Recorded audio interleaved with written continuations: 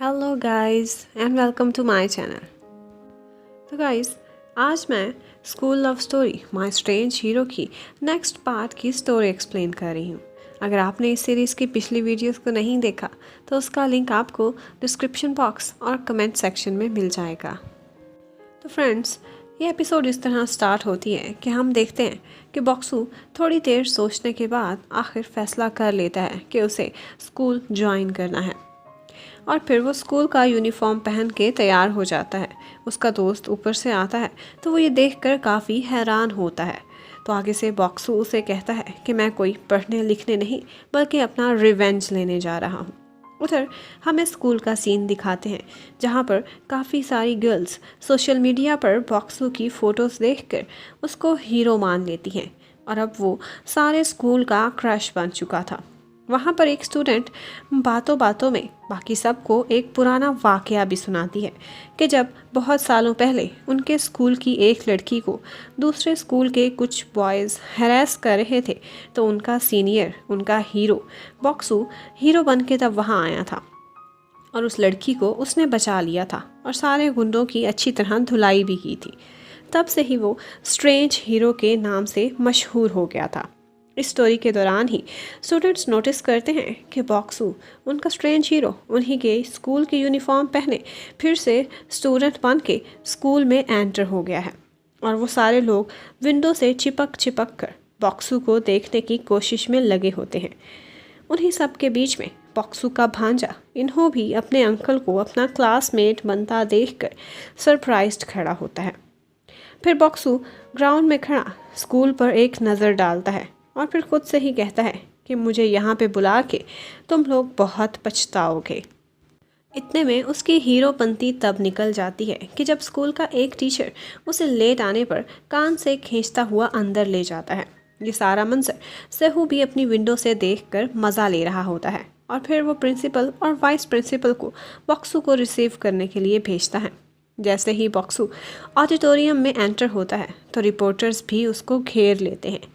दरअसल वहाँ पर आज सहू के न्यू डायरेक्टर बनने की सेरेमनी थी। यह देखकर बॉक्सू के सारे पुराने जख्म ताज़ा हो जाते हैं और वो रिपोर्टर्स के बीच में से चलता हुआ स्टेज के सामने आकर खड़ा हो जाता है। फिर सहू अपने स्पीच करता है। स्पीच में वो क्लेम करता है कि यंगमिन के सुसाइड अटेम्प्ट पे उसने सीरियस नोटिस लिया है और आगे से स्कूल में इन्वायरमेंट डिफरेंट होगा। फिर एक रिपोर्टर सहू से कहता है कि आप लोगों ने बॉक्सू को इसलिए स्कूल में बुलाया है ताकि आपके स्कूल के बिगड़े हुए इमेज को कवर अप किया जा सके। तो आगे से सहू जवाब देता है कि बॉक्सू इतना भी इम्पॉर्टेंट नहीं कि हम कोई ऐसा स्टेप उठाएंगे। इस बात पर बॉक्सू को गुस्सा आ जाता है और वो एकदम से स्टेज पर चढ़कर सहू को मारने ही लगता है। लेकिन फिर पता नहीं क्यों उसको क्या ख्याल आता है कि फिर वो खुद को किसी तरह काम डाउन करता है और मीडिया को दिखाने के लिए सहू से हैंडशेक भी कर लेता है। फिर ऑडियंस के सामने वो दोनों अपनी दुश्मनी को दबा के बड़ी मुश्किल से स्माइल करते हैं। फिर बॉक्सू भी वहाँ पर एक स्पीच देता है तो थोड़ी देर बाद वो सबको ये भी बताता है कि मुझे यहाँ किसी ने नहीं बुलाया, मैं अपनी मर्ज़ी से वापस आया हूँ। ये सारा सीन देखकर टीचर्स, स्टूडेंट्स, सारे लोग ही बॉक्सू से काफ़ी इम्प्रेस होते हैं। फिर अगले सीन में दिखाते हैं कि असल में ऐसा कुछ भी नहीं हुआ था जैसा कि सहू ने अपनी स्पीच में कहा था। अभी भी स्कूल में काफ़ी डिस्क्रिमिनेशन मौजूद थी और सहू उनका सबसे बड़ा सपोर्टर था। वो टीचर्स और वाइस प्रिंसिपल को भी गुड स्टूडेंट्स और बैड स्टूडेंट्स को अलग अलग क्लासेस में कस्टमाइज़ करने का ऑर्डर दे देता है। फिर सहू सन सू जोंग को बुलाता है और उसे लगता है कि इसी ने ही बॉक्सू को स्कूल वापस बुलाया है तो वो उसे थैंक्स कह के उसे full time permanent teacher appoint कर देता है। ये सब सन जोंग के लिए काफ़ी कंफ्यूजिंग था। उसे तो समझ ही नहीं आ रही थी कि ये सब क्या हो रहा है। फिर से वो बाहर चला जाता है तो वो उसके पीछे पीछे आती है और उसे बताती है कि बॉक्सू को मैं वापस नहीं लाई, ये पोजीशन डिज़र्व नहीं करती। तो आगे से सहू बहुत हंसता है और कहता है परेशान ना हो, मैं ये सब इसलिए कर रहा हूँ कि तुम ओवर क्वालिफाइड हो और तुमने काफ़ी वेट भी किया है। और फिर वो चला जाता है और संजयोंग की आंखों में खुशी से आंसू भर आते हैं और फिर वो बड़ी मुश्किल से अपने इमोशंस को कवर करती है। फिर वाइस प्रिंसिपल सारे टीचर्स को उनकी क्लासीफाई की गई क्लासेस असाइन करता है तो संजियोंग के हिस्से में वाइल्ड फ्लावर क्लास आती है कि जिसमें सबसे ज़्यादा तंग करने वाले स्टूडेंट्स थे।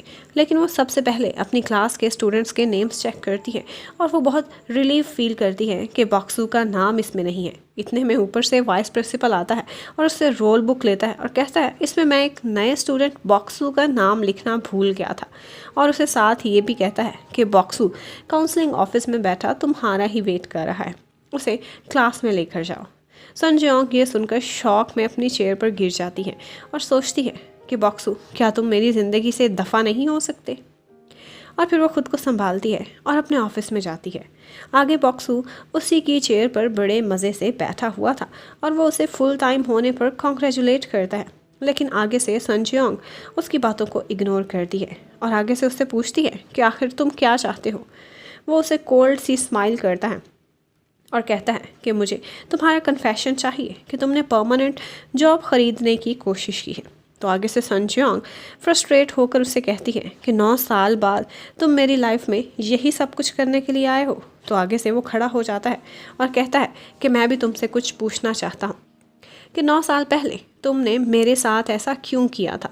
मुझे लगा था कि हमारे बीच बहुत ही गहरा रिश्ता था।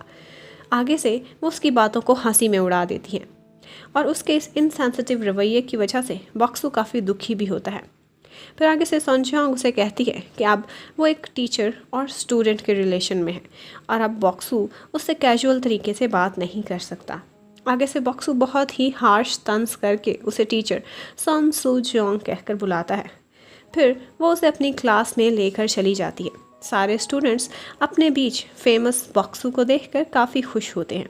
इतने में सहू भी बाहर से गुजर रहा होता है और उसे वो दिन याद आ जाता है कि जब वो पहले दिन इस स्कूल में आया था।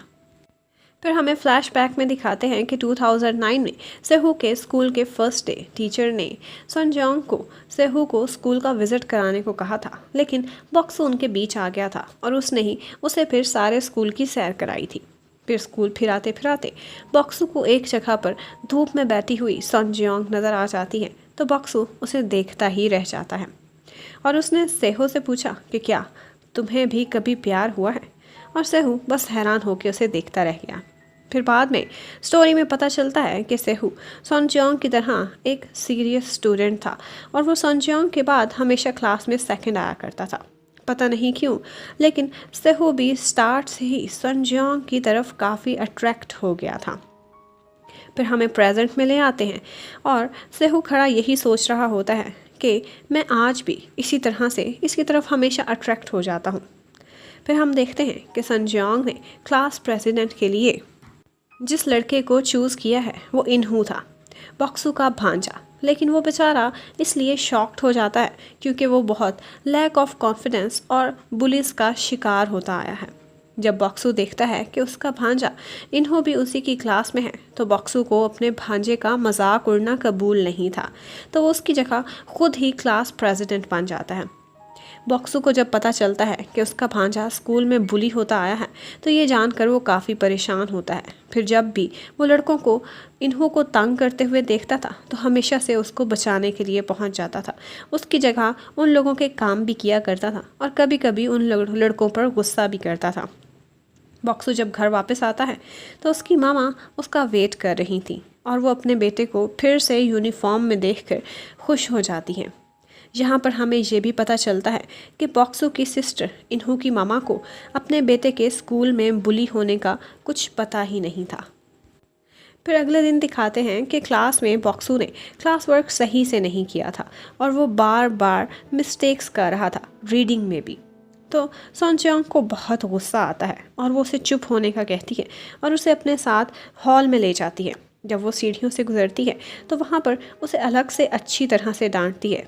फिर वहाँ पर खड़े खड़े ही हमें फ्लैशबैक में ले जाते हैं कि एक दिन वहीं पर उन्हीं सीढ़ियों पर से गुजर के छत पे बॉक्सू और सेहू की मुलाकात हुई थी और उन दोनों की संजियोंग की किसी बात को लेकर लड़ाई हो गई थी।